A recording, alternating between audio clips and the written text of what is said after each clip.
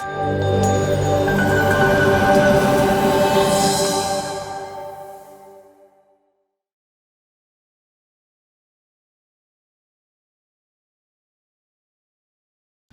good day, everyone. I'm Stacey Plaskett. I function as the delegate to Congress for the U.S. Virgin Islands. And the first claim that we have is the Virgin Islands must transform its energy system so that reliable, affordable power is a guarantee, not a privilege for every Virgin Islander. The reason I chose this as the first claim is that we all know that along with healthcare, the utility functions has got to be one of the most important functions of the Virgin Islands. It cuts across so many sectors of our life, whether it's school, business, home, and our healthcare.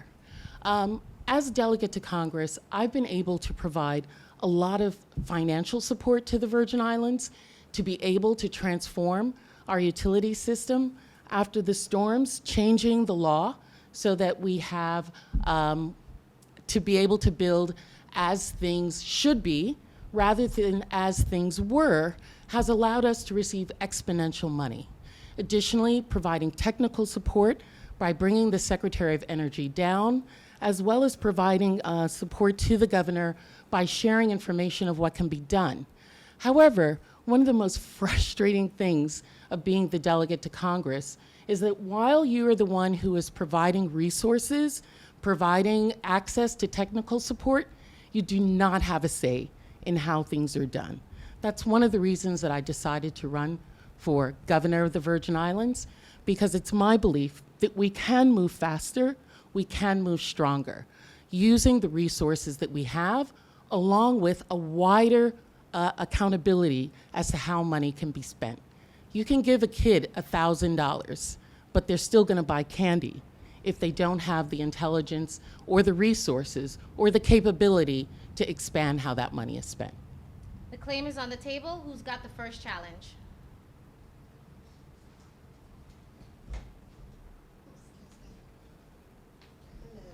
Hi, good day. I'm Virginia, and I actually want to say I agree with you that we do need to do something about our utility system, but I believe it has to be radical and aggressive, meaning, well, you understand how sometimes it works in small communities. We are accustomed to doing the things that we want to do, and what approach would you take in actually being able to ensure that this, changing our utility system can be done in the manner that I'm saying it should be done? I think that's a great methodology and an approach to how do we take nagging problems that have been with us for a long period of time and to be able to create enormous change in them. One of the things that I think I'm really good at is recognizing what I don't know and then reaching out to a wide source of information and a wide source of experts and bring them together to come up with means in which to be able to do that. Energy is one of those things. We all know the issues that we have. We have a cashier that is broken. That's our metering system after the storm. Equipment as well that's being, we're renting equipment right now. We also have debt. Our WAPA is functioning at losing $6 million. It's in debt, $6 million per month. Some are estimating up to $72 million a year that we are losing money. We know that we have an enormous amount of money to rebuild, and we've got to think drastically about that.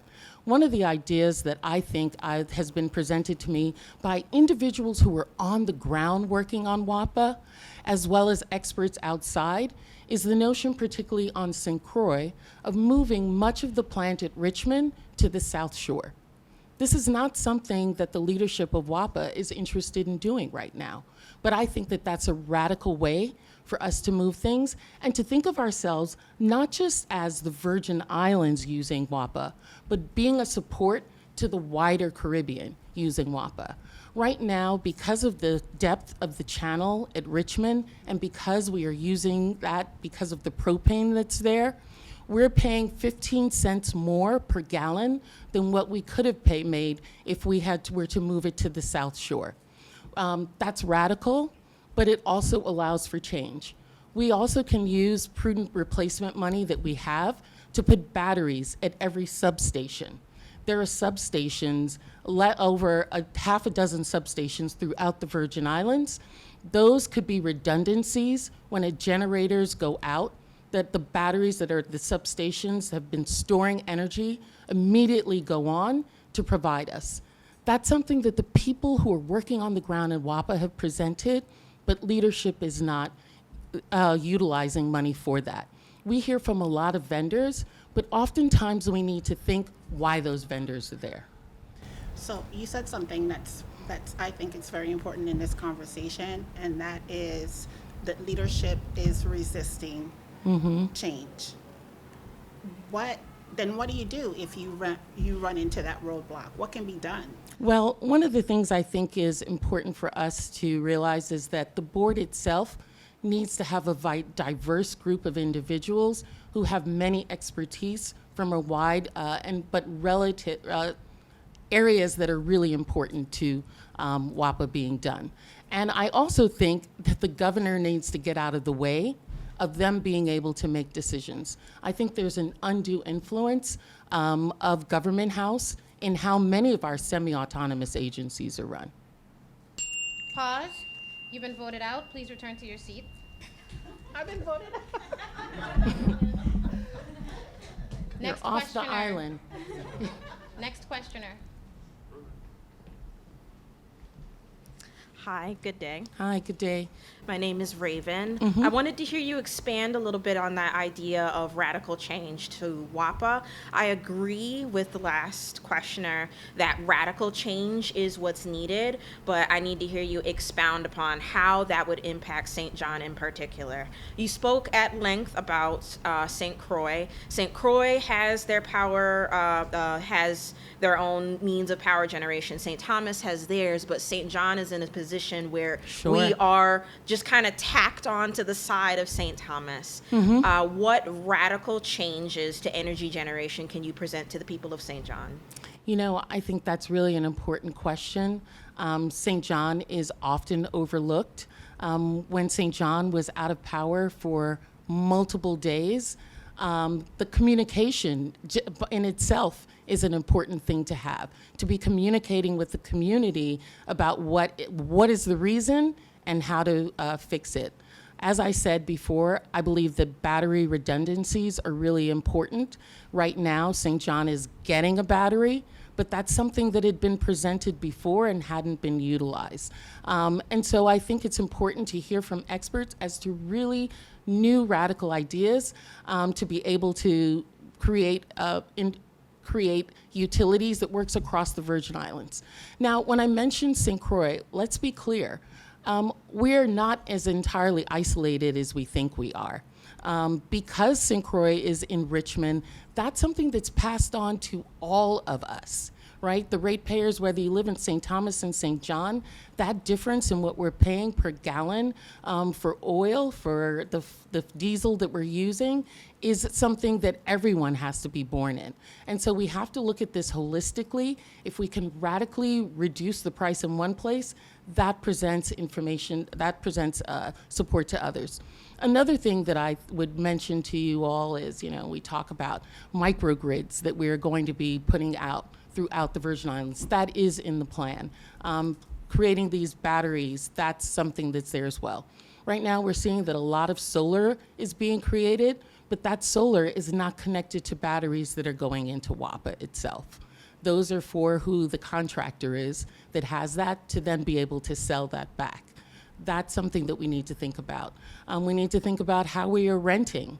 WAPA is utilizing almost $2 million a year in rent to private places. That should be brought back into the government itself.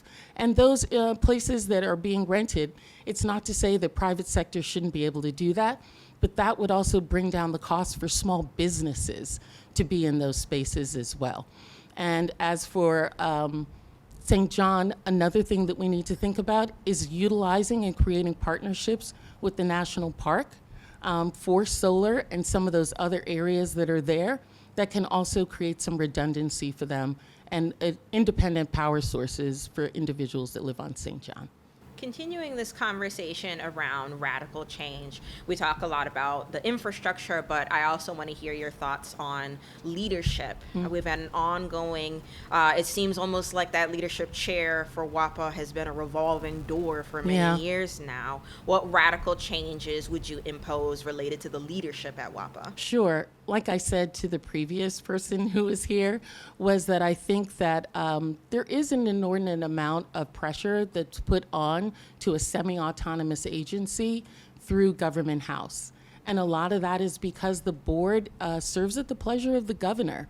And that's something that we need to think about across all of our agencies, is that if we are putting in people that really have the appropriate mix of what's necessary, and then letting them do their job and letting government get outside of the way of business being done here in the Virgin Islands. Another thing, I'm not casting aspersion on any one individual, but oftentimes we're moved by emotions here in the Virgin Islands. We put in a CEO who did not meet the criteria that our own law said we were going to use for an individual who was the CEO. But because it was someone that we care about, who is a good person, who is a smart person, we allowed that. And I think that that's something that we can't keep doing here in the Virgin Islands. So there's an ongoing conversation, keeping with this conversation on radical change, one thing that's often comes up as a possible change would be complete dissolution of WAPA as it is now. Do you have any opinions on that matter? I think we have so many examples that we can look at. Puerto Rico leases part of their utility system out.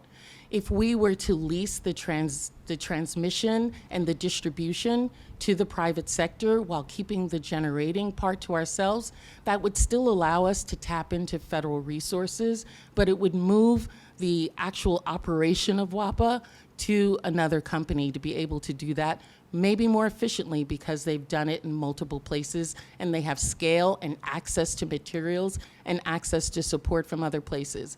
When St. John needed that battery, the utility system ended up reaching out to a private sector individual in another state who happened to be a Virgin Islander whose company had those batteries. If our utility, the transmission as well as the distribution had been leased out, we would have been able to do that as well without that delay that we had by trying to search for it before it got to us. So you spoke Pause. You've been voted out. Please return to your seat. Next questioner.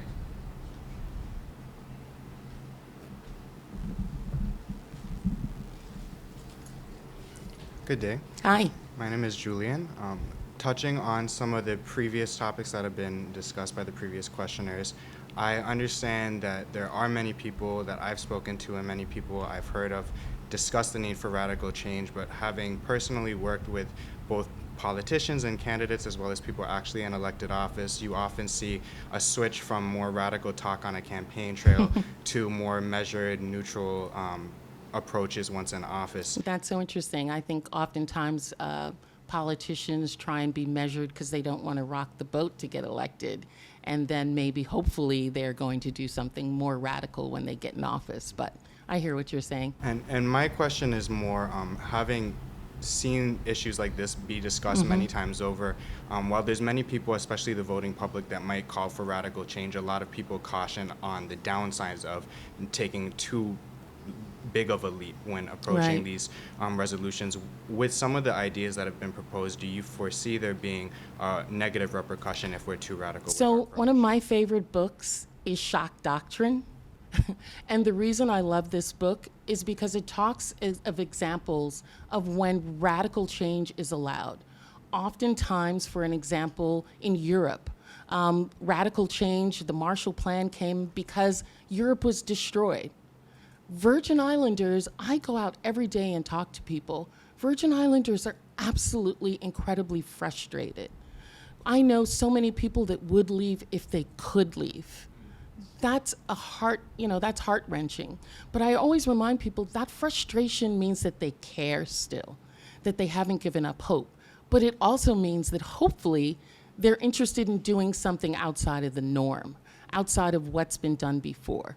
Listen, the Virgin Islands should be a place that presents itself as a regional center of excellence in so many areas, whether it's our utilities, the support that we get from the federal government, the ability that we have to get oil, to get natural gas from the United States and present it and bring it to our neighboring islands here, healthcare, other areas. I think with the resources that we have now with the rebuild, that exponential amount of money, and the fact that before President Biden went out of office, he gave us a cost share waiver to 2%, which is normally 10%.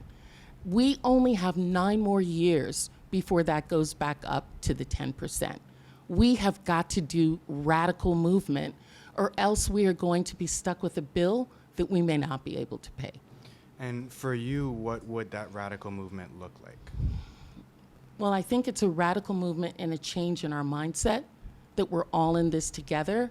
And that movement and changes does not mean that individuals themselves are not appreciated or liked, but that everybody needs to be in a place and in a mindset that we are going to shift and change. People always ask me on the campaign trail, who are you going to keep? Are you going to get these ones out, or this one's going to happen? Look, I know that the people elected me. And in Congress, I have to be elected every 2 years. And so you've got to shift and move with that. And I'm hoping that Virgin Islanders want this place to be different, and letting them know that the only way that's going to happen is if we come outside of what we have been doing every day for the last 20, 30 years to be able to utilize what we have now, because we're not going to get this for another generation. That's time. Please return to Thanks. your seat. Thank you, Julian. That's the end of the candidate's first claim. Now we'll hear our first audience claim. The author of the claim takes the chair first. Flags unlock after 2 minutes, and we have 6 minutes on the clock. So we're going to invite up Darren. The chair is yours. Read your claim and make your case.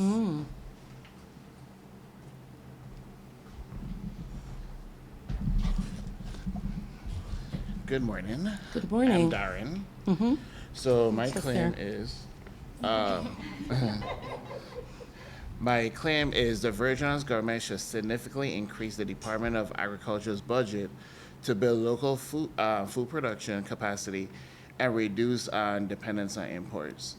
The reason why I chose this is we, in many different topics, the thing that always comes down to it is we import anywhere between 98 to 99% of our food. In situations like we had last year where there was an interruption into SNAP, and there was this this corral to trying to bring things together. We even talk about things as possibly as the Virgin Islands might be turning into a food desert, or some would say a food apartheid. What, if elected, what would you do to change that? I love this topic. When I first got to Congress, members are told that you can be on 2 committees. And the one committee that I chose was agriculture. And I stayed on the agriculture committee for 6 years.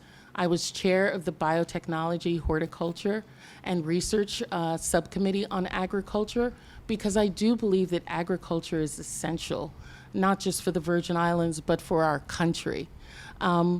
One of the things, I do agree with the statement that we need to increase the Department of Agriculture's budget, but we need to see the Department of Agriculture as a facilitator for our farmers, our livestock owners, our fishermen, and that's the function that they should have. We need to right-size how the Department of Agriculture functions as well. Right now, there are 59 employees on agriculture. 50 of them are on St. Croix. When we know that while St. Croix may have more land, the need for support and technical assistance is even greater on St. Thomas. My office, I've been working through community development funds, which are really like earmarks that members of Congress are allowed to give to try and provide support, not just to our farmers, but to our systems, so that we can scale up and we can do agriculture in a much better way. Working with We Grow Food, working with the Bordeaux farmers, working with farmers on St. Croix to build irrigation systems, desalinization plants, to redo our abattoir, to work on the fish market. I was really excited that this year in one of the appropriations bill, we are able to now have the Federal Department of Agriculture support DPNR in creating deep sea fishing farms, which are used for exports. And I think what we have been doing well, like groups like We Grow Food, Good Food Coalition, which I have supported as well, and bringing technical support down to the Virgin Islands. I've sponsored so many farm tours where we have people from other universities, other places supporting us, along with bringing our own farmers to Washington to testify, some of our greatest farmers, young and old, to try and bring them support. Shelley Brand, Summer Sibley, Dale Edwards have been individuals who've come up to testify. And the message that I hear continually is that we need to not just be scattershot in how we do this. We hear that nagging number of 98%. But really, what are the things that we grow well, that we grow that can be substitutes for that? And let's be realistic. Let's try for 95%, right, in the next 5 years. What does that look like? It looks like watermelon. It looks like bananas. It looks like things that we can substitute. But we also need to have the Department of Agriculture support making cooperatives with our farmers so that they can have some understanding of what the needs are at our local grocery stores, but also our hoteliers and our restaurants. You know, there are individuals who are working on this in a really great fashion to be able to be a connector between the farmers as well as those who are in retail or otherwise, but we need to scale it up. Another frustration with being someone who has the resource, brings the resources, but you're not able to spend it, was during the pandemic. I sit on the Ways and Means Committee, and we were doing the ARPA funding. And each jurisdiction was given the ability to have funding for potentially lost revenues. And the Virgin Islands, being on Ways and Means, we were able to get a larger chunk of that. We had $541 million that was a check written to the government of the Virgin Islands. I remember calling the governor and letting him know that he was going to be getting this check. And he asked me, what do you think, what's a project that you would like to do? I said, why don't we have a ferry that goes between St. Croix and St. Thomas? They're super expensive because of the water between us, but it should be a ferry that also can bring food and goods so that the farmers on St. Croix, which have a much larger yield, can bring food to St. Thomas and to St. John, where the prices are astronomical. The money wasn't used for that. That's a lost opportunity. And so, you know, part of this discussion is because I'm frustrated as well. I live here as well. I support the people of the Virgin Islands and my own family, and agriculture is something that we need to really get done. So let me ask this. That's time. Please return to your seat. Thank you, Darren. All right. Don't pay me no mind. That brings us to our next audience claim, 6 minutes. And we have Kitty up. Hi. Afternoon. Good afternoon. My name is Kitty. Mm-hmm. It's much colder in this seat. We're right in the air conditioning. Hello. You'll get hot in soon enough. Don't worry. My claim is we're losing federal money not because we don't have it, but because we can't cut a check fast enough to spend it. Mm-hmm. The next governor needs a concrete plan to fix the disbursement process. Mm-hmm. Vendors waiting months to get paid is breaking our ability to use the grants we've already won. I think this hits the possibility of so many topics. And I'm really excited to see which one you pick to go after. So I'm not going to say which one I care about the most. Oh, really? Okay. Yet. Yet. Okay. You know, this is a really important topic. I was talking to a vendor, a local contractor, several months ago, and he was just expressing that he was thinking about packing up and moving because he hadn't been paid in so long.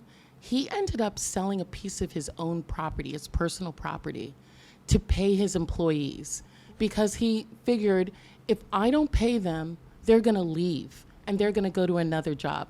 And then when I do get paid and I can continue work, I won't have the employees. And so he made that personal decision, not because he didn't earn the money, but because he wasn't able to get the money from the appropriate department. We do have a lot of money here. We, however, have a broken back function of that. We know, and you hear it from many vendors, business owners, that they've got to walk paper from one agency to another. They go to the person that they've won the bid from. That then goes to property and procurement. It goes to legal. It goes to finance. It goes to OMB. We have got to not only create a vendor system where vendors can see in real time where their invoices are, where their contracts are, but an escalation when things are not done in a timely fashion so that it's moved and so that they also speak to one another. ERP systems are throughout the country. I've talked to individuals who've moved back home recently, who've worked in other counties with larger budgets than ours have, that say that they get reimbursements, if done in a timely fashion, within 48 hours. That is creating a cash flow. I mean, of course, the Virgin Islands government works on a real tight margin of cash flows. Our collectibles are not what they should be. When budgets go to the legislature, quite often we come up with, people get warm and fuzzy, and we create budgets that we may not have the specific revenues for. And so our own people who are working in OMB and other places are trying to do the right thing and moving money where it can be to be able to pay. But we've got to have a system that works more efficiently. I agree. Thank you. What do you appreciate think? that answer. So I think something that really triggers me in this conversation is, yes, the budget is tight for the government, but when we're looking at specifically federal grants, if a grant is only 2 years and it takes 6 months to get a check cut, I think that there possibly should be a different solution for federal money spent versus local money spent. And I think that quite often the project managers are blamed for not being able to fulfill promises or deliverables on these federal grants. Well, so many federal grants are different for different projects, and we have a relatively small grants management team than for the amount of money that we have. And so the expansion of that federal grants program that sits within OMB, that office, and how it interfaces with other agencies can be done through mechanisms of an ERB system. Thank you. Pause, please return to your seat. Who's up next? Okay. Hello, my name is Winnie. Hi. Hi, I believe that in amending accountability for the government by increasing the amount of transparency and the amount of documents that are supposed to be out by a certain time, and specifically amending the Public Records Act, would greatly help with this issue and information and holding the government accountable for the issues that they do post. If you go to my campaign's website, PlaskettPotter.com, we actually have an entire section of our platform that's about government accountability and transparency. We think that it would be really important for all of the agencies to all have dashboards where they're showing in real time where money and where resources are being spent. Our Office of Disaster Recovery has one of those dashboards, and that was actually legislation that I put in when we got the money for the rebill that required that dashboard to be there. Another thing that, and I know this may be outside of the purview, but would be in line with that, is that our campaign is talking about creating a 311 system. A 311 system is a system in which individuals can call for non-emergency services of government and be directed to the right agency that provides them that support. Yes, it can be done for procurement, but it also could be done for Vitran, so that an elder will know where the next Vitran is coming to their location, or an individual find out when schools or when summer school is starting. But that data that we're getting from all of those phone calls can also let individuals in government know where resources need to be deployed the most, which agencies need the most support. Thank you. Thank you. That brings us to the end of our first audience block. The second claim that I've made is that the Plaskett Potter campaign actually is making, is that the Virgin Islands must make a generational investment in its healthcare infrastructure so that no Virgin Islander is forced to leave home to access the care they deserve. Now, this is a broad claim. And of course, we know that as a small population, we're not going to have the ability to do every specialty that there is. But there are the most basic and the most broad fundamental healthcare resources that we need to do. We are talking about needs for, as we all know, we're creating new facilities on all 3 islands. But those facilities need to be in the design build, also need to address issues of behavioral health. The hospital, Juan Luis Hospital, used to have a behavioral health unit on there. We don't have that anymore. We need to have senior and transitional care. We have a large, on all of our, in our hospitals, have a large number of boarders. Those are elders who have been basically dropped off at the hospital and left there. And they're taking up beds that could be used for other individuals who need it most. We have uninsurance. I am grateful that as a member of Congress and being able to put things into legislation, I moved our reimbursement from the federal government only giving us 55% of Medicaid costs to now them doing 83% permanently, which has allowed the Virgin Islands government to bring more individuals onto the Medicaid, which also means that there's less uncompensated care in our hospitals. But there's so much work that needs to be done as well. We have so many good doctors, nurses, healthcare specialists who are doing the work, but they're not compensated appropriately, and we don't have enough of them. We need to have what we are calling a practice in paradise, where we have a pipeline of individuals, we're supporting them in housing investment for new nurses, young people coming into this area, student loan support, as they do in so many other industries, and within the first 100 days, sitting with the union to repackage how nurses in particular, with the unions, how nurses are compensated here. So we have so many instances, if you see line items in our budget, where we are paying traveling nurses. And guess what? Quite a number of them are actually Virgin Islanders who have decided that if I leave and I be put on traveling nurses, I'll be better compensated than if I work directly through the hospital. We're paying the money. We're just not utilizing it appropriately. So, 30% of the individuals who leave Roy Lester Schneider are doing so for cardiac purposes. Juan Luis used to have a cardiac center.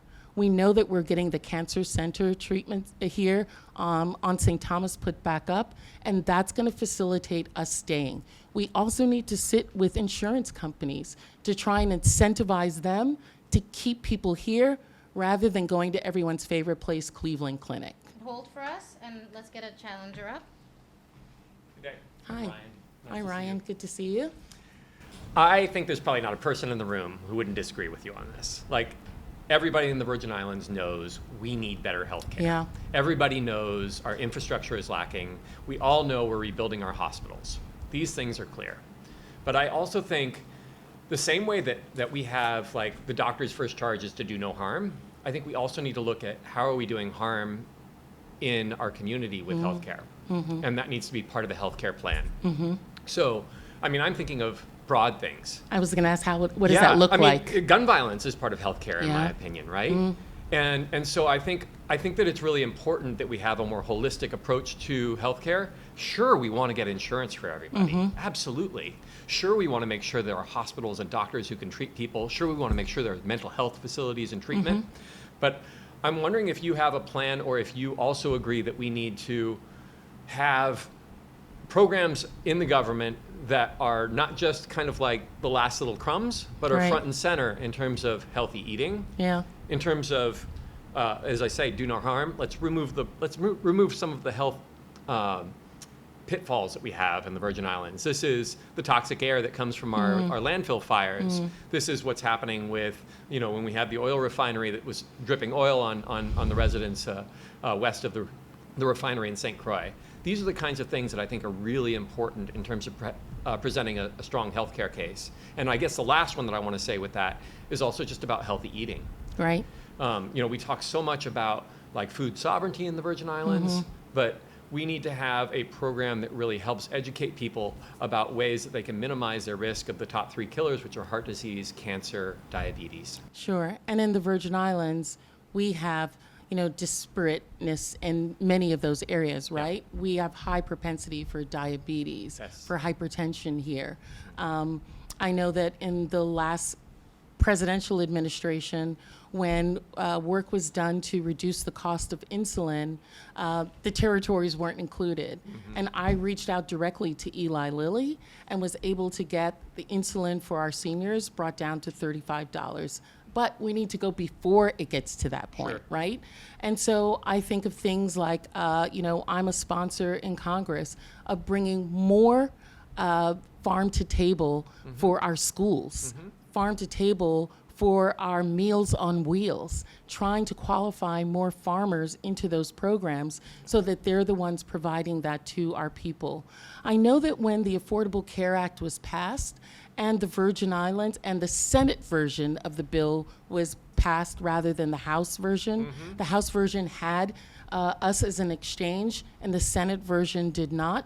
One of the things that our local administration at that time looked at was, look, we've got to think of across the chain, how do we bring more exercise? How do we incentivize government workers to exercise? I think our local, the Bryan administration has done an excellent job with introducing more exercise to government workers and movements on that. But I think you're correct that it's across the board from cradle to transitioning, right? That we need to be thinking about these things and how do we present more an environment.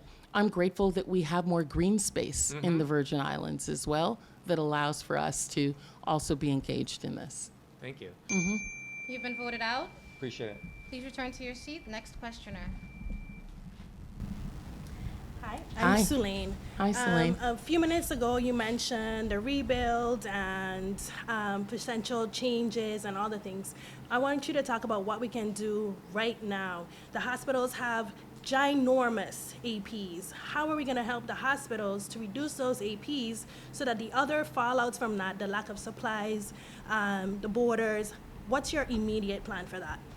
Sure. We know that our hospitals are operating at a $35 million a year loss, and that the costs are 3 times as high as the revenues that are coming in. There's things that we are doing around the edges, right? Which are to support the doctors in terms of how we are paying them and making sure that the payments are coming more regularly. But we also need to be truthful about what costs are in the budgets that we're presenting. I don't think that we're real about what the costs are to operate our hospitals, because each time that they come to the legislature to ask for support or there's a crisis, that's not a crisis that was not anticipated. That's a crisis that we knew was going to be there. And so I think we need to determine what is more important to us. And this sounds really controversial, When we have excess resources, are we going to give checks to people because it's election time? Or are we going to put that money into the institutions that we know need it the most? And one of those is healthcare.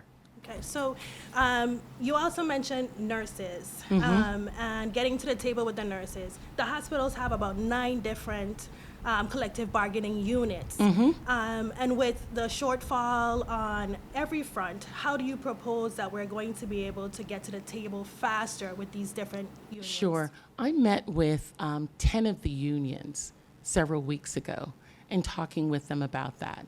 And I understand that collective bargaining is doing what it can, but it really does not have enough attorneys.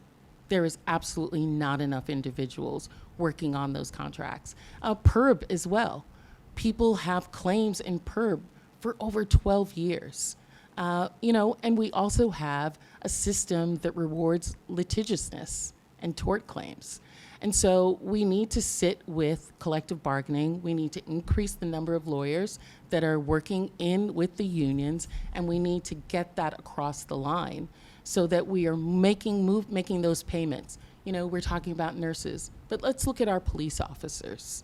We call those all community heroes. Policemen, nurses, teachers, firemen, EMTs, those all have unions that have contracts that are aged out.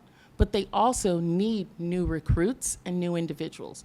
People are always complaining about the police officer that's making $200,000, $300,000 from overtime. We're putting the money in, but we are paying recruits at a much lower value than what it should be. If we want the new recruits and we want more individuals, I walk in Christiansted and there's one police officer walking in Christiansted. And St. Frederickstead, where my office is, and I'm committed to that town. One police officer for the town. It means that we don't have enough of them. We don't have enough officers. And so we've got to spend the money in what we believe. And so we need to have retention for teachers, retention bonuses for teachers to stay in the classroom. We also need to do student loans and others to get people right there where they need to be. Pause. Thank you. Next questioner. Good afternoon. Good My name is afternoon. Shamari. Shamari, I must have said Frederickstead and that triggered you. Yeah. Well, I'm gonna go back to the topic of healthcare. We talked about a generative transformation. We have a lot of doctors in the Virgin Islands who are not doing the best that they could. And the previous question, or two questions, talked about education. What are the plans, if you have any, for how do we really transform healthcare? Sure. Starting with education, starting with customer service, starting with quality of care, so that it's not just the hospitals that are doing well, but the providers who serve outside. Sure.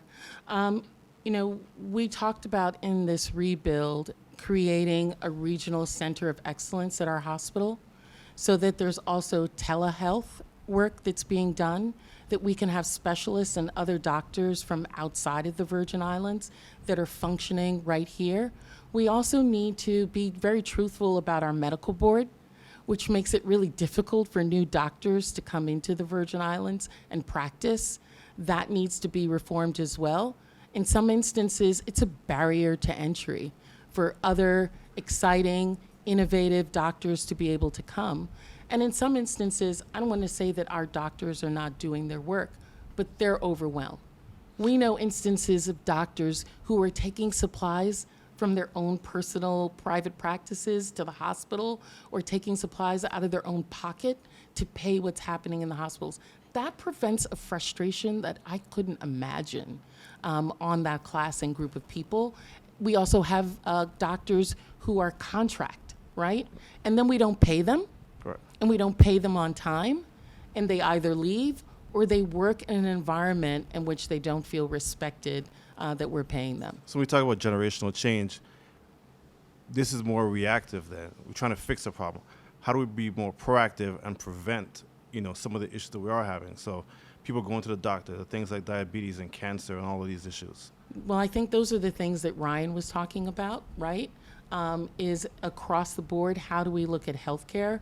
How do we look at, I worked for a number of years at United Health Group, and I was a deputy general counsel in their Medicaid line of business. And it was a for-profit business. You know, we had 400 billion revenues per year, stock options that were really pretty nice. But one of the things that we recognized in that line of business was that preventive care is way cheaper and cost effective than dealing with someone when they get to the hospital.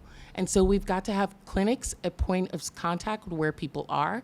We need to have telemedicine that goes to our elders at their homes so that they can get the support from nurse practitioners, from others who are going to be there to try and keep their insulin levels down, to keep them from going into crisis. The Virgin Islands has a high level of sickle cell, right? How do we keep someone from going into a crisis, which costs exponentially more than the preventive care that is needed? Would you consider encouraging some of our organizations for consolidation? So we have like in St. Croix, Frederickson Healthcare, St. Thomas has East End Medical Center. There are different organizations that have boards and executives that, for a small community, we could consolidate some of this work. Yeah, I don't know. That's an interesting idea. You know, I'm willing to say that I don't know if that's a very good idea or not. Just something to I know that consider. we've consolidated the boards of the hospitals. Let's see how that goes. Yep. That's the Thank end of you. the candidate's second claim. We're shifting back to the audience for our final two claims. And Mia, you're up. Introduce yourself and bring us your Hi, claim. how are you? Good. Nice Steve. to meet you. Good to I'm meet you. Mia. Good to see you, Mia. All right. So my claim is that the VI Economic Development Authority's tax incentives to attract businesses need a thorough independent evaluation and reform. And I would like to say that my claim is this because I grew up around taxes. My mom was a tax officer for 30 years, and I'm also a small business owner. And what I understand these days is that we do not have a good amount of places that we can go for food, or, you know, we don't have Kmart, which is what I would consider to be a part of the EDA tax. And we have small businesses who are suffering as well. So my issue with this is that 10%, from what I understand, 10% of who they hire has to be local. And they receive 90% tax exemption. I find that to be ridiculous because this system was created 60 years ago. And till this day, we see the results. And I don't believe that it's, you know, productive to this current economy. I think let's peel back on what the EDC company does and how the taxes actually work. You're correct that when a company that is interested in coming to the Virgin Islands gets EDC benefits, and those are many hotels, those are predominantly financial services companies and also industrial companies, that they get tax reduction on the source income that's here in the Virgin Islands, but not the rest of their income. So at its highest point, when you are a bona fide resident of the Virgin Islands and you're an EDC beneficiary, you may get 90% reduction on your taxes in the Virgin Islands, but not on your worldwide taxes. So we have had bona fide residents who pay historically about $75 million to our IRB. Locally? Yes. And you also have in IRB, at the height of the EDC program, 2012 to 2015, 1/3 of the gross receipt of the general fund were EDC beneficiaries who are paying into that. It's because we don't remember that it's the source income here that they're getting reduction, but not their worldwide income. So if you, what's your name again? Mia. Mia, are a hedge fund owner, and you have a business here in the Virgin Islands, the money that you're making here, you're getting the 90%, but your dividends and all of the other money, you're not. And you wouldn't have been here living if you didn't get that money, but now we're able to tax you and get the taxes that you would have paid to the federal government for your worldwide income here. Also, 3,000 individuals, this past year, almost 3,000 are employees of EDC companies. So those individuals are also paying personal income taxes here in the Virgin Islands that may have not have had those jobs. And they also have a requirement for charitable donations, which amount to, I know of one company paying annually $500,000 to our nonprofits here. But I do want to say that there are some reforms that I think need to be done, and they are specific to small businesses. Please return to your seat. Can I answer before she leaves? Let's have another questioner Okay. up in the chair. Hi. I'm Ryan. Hi, Ryan. I'm- Hey again, Ryan. Hi Yeah. again. Why don't you just say something? Nice to see you. I'm concerned about our stance with EDC companies. Like, for example, you said, hey, EDC companies, I know an EDC company that pays $5,000 in donations to... $500,000. $500,000 in donations, but they're saving in taxes even more than that, is my guess. Sure. So the question is, every time I see a newspaper headline, EDC company makes this donation, Yeah. I'm thinking, you know what? That benefits them. Well, but it's less money than they owed us. But they didn't So- owe us because they wouldn't have been here if they weren't an EDC company to begin with. And we are getting some taxes from them along with the employment they're providing. Now, I do think that there are ways that EDC companies and the Economic Development Authority should be doing more, Yeah. right? We have a government development bank within the EDC. That is not operating the way it should. It is acting as a secondary lender to small businesses. It should be a primary lender. And EDC companies should be providing some of the deposits for that government development bank to support private companies, so our small businesses that are coming. Our RT Park also does tax incentives, They do, but yeah. they also take a portion of the business of those companies, which are usually tech companies, and they're getting some of that money. But I think that we can require and ask the support of those EDC companies, because we're the ones drafting the contract Exactly. for each one Yeah. of them when they come in. Yeah. And And they're done negotiating individually. what they can and cannot do, how many employees they should have, where their money should go, how they should be supporting. And I think that can be more tailored to support entrepreneurship, the growth of business here, as well as, pairing companies that are just starting Yeah. with companies that are EDC beneficiaries that have been established But here. I think that speaks to part of my concern with EDC companies. One is I'm concerned about unfair competition from them, because we have EDC companies like you mentioned, hotels. Large hotels are the only companies that are getting EDC benefits, where small hotels aren't. Yeah, that's not appropriate either. But that's how it's happening. Right. And then I think we have this Reaganomics kind of trickle-down theory of economics, where we're talking about, hey, if we take a lot of money, or if we bring in these companies, there's gonna be a trickle-down, and I'm concerned that's not happening. Time's up, flags Thank you. up. Please Thanks. return to your seat. Thank you, Ray. That brings us to our final audience claim. I believe that's Virginia. You're up. Ooh, I love this one. I was going to say, this is right up your alley. The Virgin Islands should remove the Attorney General's office from executive control and create a formal enforcement pipeline with the Office of the Inspector General, so public corruption cases can be investigated and prosecuted without political interference. But before you respond, because I think there needs to be some distinction between what the IG does and the AG. And I just want to say, this is one of my issues as well, and I know a lot of other people, because whatever administration is in office, they are rarely, if the IG finds that there is malfeasance occurring, Then what happens after that? then exactly, It's just a report. right. So how do we get it from report? Ooh, I got an answer, teacher. I to got an no answer. action? Yeah. As many of you may know, my first job out of law school was as a prosecutor. and I was a prosecutor for many years. I worked at the Justice Department as a political appointee right after September 11th in the Bush administration.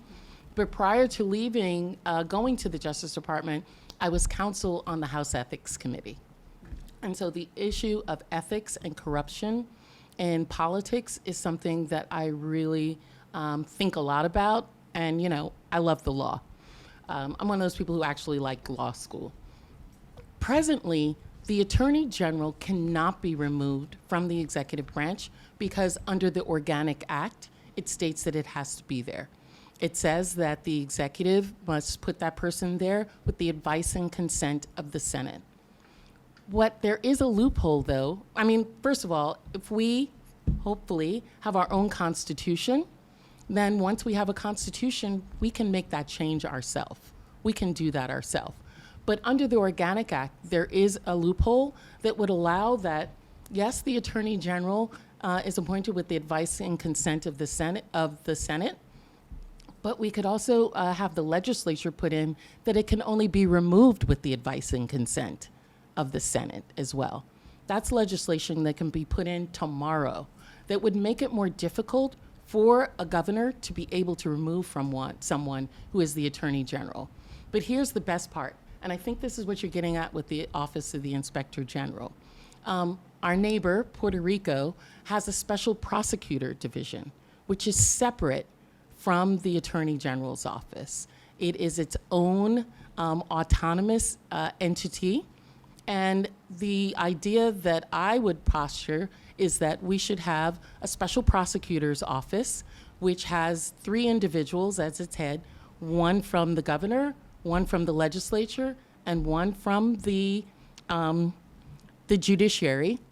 It serves there with staff and does the prosecution of public corruption and all of the things that are tangential with that. And people are like, where do you get the funding for that? Presently, in the Attorney General's office, there is a public corruption office. Just take that out from underneath there and move the resources and the funding for those FTEs, and put it in that special prosecutor area. But I think we can even go further. There are jurisdictions in the United States where judges are also elected. And I think we could have a hybrid here, like some other states have, where judges who are handling civil matters are appointed, and individuals who are handling criminal matters are actually elected by the people. And then finally, as another prong, we should finally get some ethics laws on the books here. Every year, I have to file financial disclosures as a member of Congress. The person who works in my office at the highest level, my chief of staff, have to file as well. We all, every year, have to twice a year go through training on what we are and aren't allowed to do. And I would have the position that every legislative employee and every government employee should be under an ethics law as well.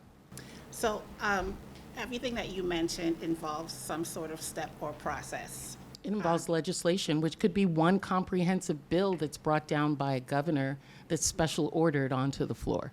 So in the meantime, what can be done, like to put up a Chinese wall between the governor and Attorney General,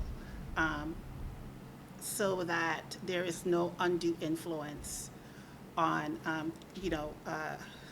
investigations that proves that, that substantiates that, yes, a crime occurred? Well, Could an executive order or something like that? well, I mean, any executive can operate that way. I mean, when I was at the Justice Department, it was unheard of for the president to tell us that we could not prosecute someone or could. But then I've seen administrations now where a president does. And it's up to either the legislature, which has oversight over every agency in the Virgin Islands government, to put up blocks to that, or we the people. Time. With 30 seconds. Thank you. Who's up? I have a very short question. Into the microphone at the table. Kitty again. Hi, hello. I realize we were very short. So a lot of this hinges, many of these conversations, on electing somebody into this position. I don't believe Into that which position? Any I've heard talk about the AG, but I don't think we have enough of a voting public to really make that strong change. So how do we get more people to vote for the people who deserve to be in these places? You know, that's that's public information campaigns. I can't tell you, in campaigning myself now for 6 terms I've been in and 7 terms running, how many people don't know the different functions of government. And so getting that into the minds of people of what each person does, but more importantly, how it affects their life every day. My mantra to people when they tell me they don't vote, they don't do politics, is you don't do politics, but politics does you every day. That's time. Thank you, Stacey. Thank you, welcome. Kitty. Hi, I'm Delegate Stacey Plaskett, and I just completed 20 versus 1. All right, thank you. Thank you, guys.